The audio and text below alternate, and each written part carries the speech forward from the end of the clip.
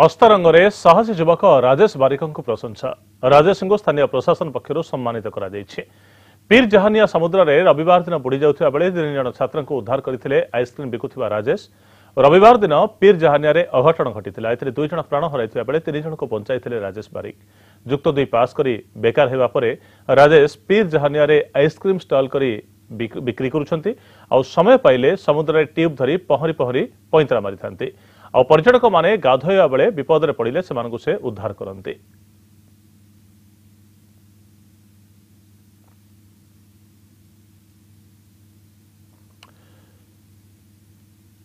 पांच जन इंजीनियरिंग छात्र पीर जहानिया पीठरे बुड़ी जाउथिबा बेले